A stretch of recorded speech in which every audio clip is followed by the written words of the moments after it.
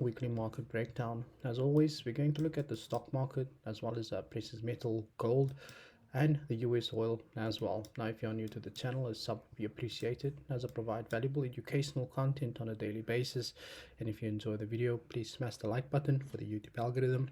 And as always, let me know down in the comments below exactly what it is that you would like me to cover in my next video. Now, before we get started, it's important to know what fundamental data we had for last week that could potentially be a major, well, that could potentially play a major part in what we are going to see. And we are looking at the dollar index. We had some core retail sales that came through at 0.6%, which was slightly higher than expected, but we had the retail sales coming through lower than expected there as well. We do know that supply chains in the US is still very slow, and that kind of slowed down the retail, so the overall retail sales there as well. The reason why we look at the news for the dollar index is because there's a negative correlation between the stock market as well as gold and US oil, and gold as well. So we're going to start with the NASDAQ 100. Now, if you start here on the monthly time frame, what do we see? Now, it's quite clear that the market had broken above this very strong level of resistance over here. The market broke above that, came back to test it as support. Support did not hold, but there is a high possibility that we can expect the NASDAQ to pull slightly up, pull slightly back before we see that final continuation to the downside for the market to go and test that previous level of support that we have been speaking about since January there as well. Now, if you drop down on the weekly time frame, what do we see? Now, from a weekly perspective, it's quite clear that the NASDAQ 100 is currently trading or had traded at a very strong weekly support there as well. Now, this level over here acted as a strong level of resistance in the market here. Market broke above that resistance, came back to test it as support. The market's back to test that level once again. Now, we can expect a pullback probably to the 0.382 of the Fibonacci taken on this massive weekly impulse. We could potentially see the NASDAQ pull back to that level, but again, we need to also see what kind of daily structure we have there as well. And if you drop down on the daily time frame, what do we see? Now, here from a daily perspective, the market had just completed this liquidity grab to the downside here as well. Now, we also do have the structural level that the market had created. Now, we can also see how the market printed this information. Now, after the information, you obviously expect to pull back to the neckline before that continuation to the downside, which is exactly what the market has given us. Now, the best way to approach the situation is quite simple. Because we have the strong level of support that got broken, that is now turned resistance. We need to wait for resistance to get broken, then turn support. We can definitely be looking for buying opportunities for the market to go and hit that previous level of support that's now turned resistance, and also for that level that the 0.382 level that's lining up perfectly with the structure that we are going to use excuse me, as a long-term target on the NASDAQ 100. But it's important that we do buy in the buyers areas, and so if we sell in the sellers area, last thing you want to do is you want to buy the market below the structure, because there is a high possibility that the market could potentially continue this move to the downside there as well. As traders, we have to be reactive, not predictive, and learn to adapt to the ever-changing market environment there as well.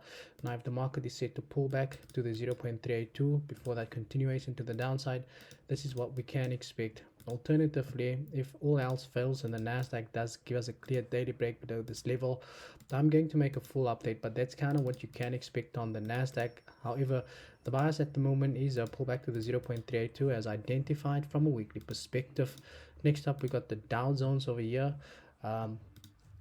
Start here on the monthly time frame. What do we see? Now, the Dow Jones is currently trading also at this strong level of resistance that is now testing as support. The market had also broken below the strong level of support, broke below that, tested it as resistance. We saw that meltdown to the downside, and the and the Dow Jones is now testing that level as well, indicating a pullback before the continuation once again. On the weekly time frame, we got the similar price action. We have that massive impulse. After an impulse, you expect a correction. Now, the best way to measure that correction is by taking your Fibonacci from the high to the low of that massive impulse. We got a 0.382 that's lining up perfectly with that previous level of support that is now turned resistance. Next up, we can also see how the Dow Jones had also broken below the strong level of support, came back to test it as resistance. Now, again, we have to be reactive. So the best way to approach the situation is to get a clear daily break excuse me, is to wait for the market to basically break above the strong level of so it was that acted as support. They broke below that, came to test it as resistance.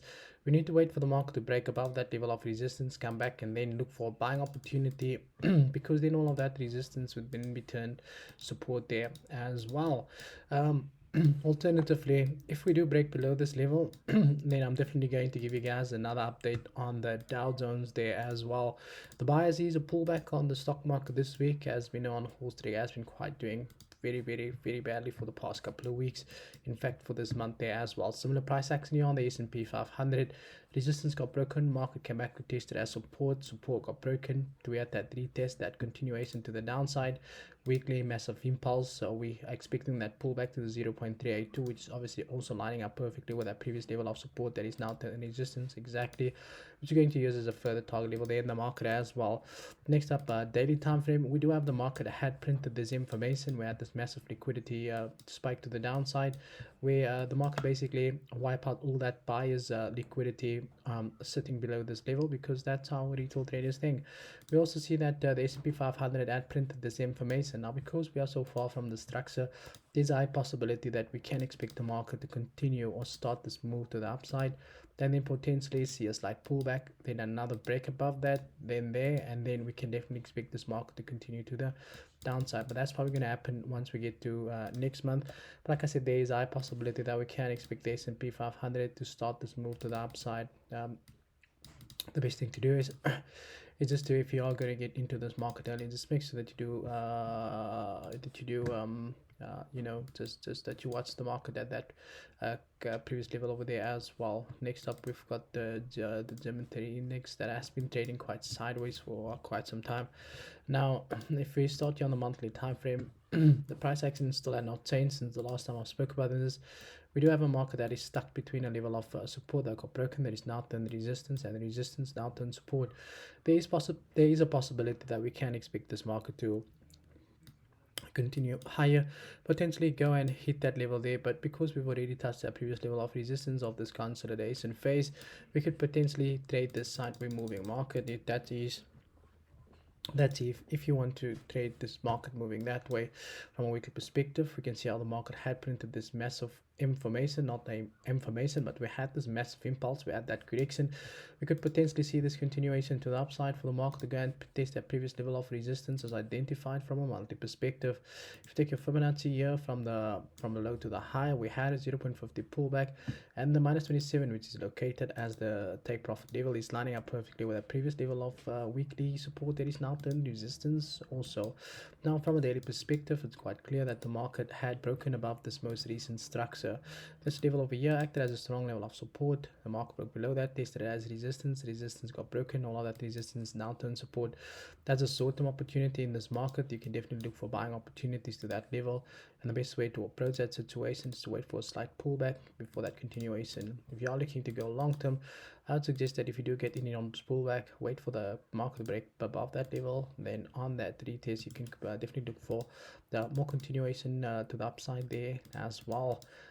So that is the options that we got here on the stock market for this week. Massive pullback expected also. Next up, we've got Usoil. Now, I've done this analysis on Usoil the last time, and we can see this is exactly what the market is giving us. Now, I'm not going to go through this again. You can just refer back to last week's Sunday's breakdown, because the market had actually pulled back as anticipated. We have this massive impulse pullback to the 61.8, and if we're going to measure that take profit level, we can definitely, going into next week, expect the market to pull back to this level before we see any continuations to the downside there as well. So the bias on the Usoil still remains, especially now with Russia moving some very aggressive military weapons there to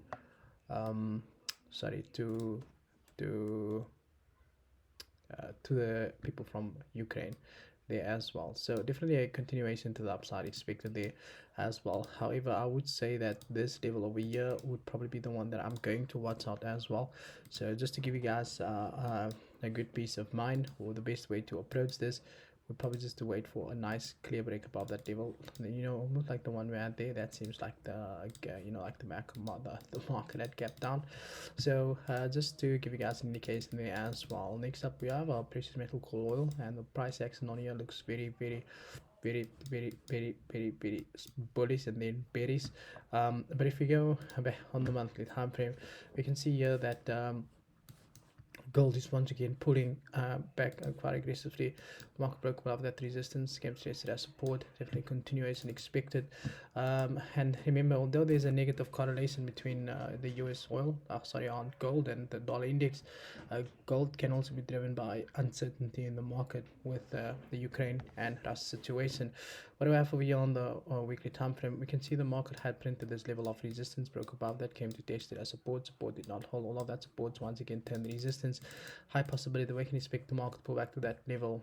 We also had that massive impulse in the start to the correction. If you take a Fibonacci from the low to the high, we do have a 61.8 lining up perfectly with the structure. We're going to use a 0.50 because we always expect the market to pull back 50% before that continuation to the downside. Now, from a daily perspective, we can see how the market had broken above this very important structural level. This level acted as support, broke below that, became a resistance. Resistance got broken.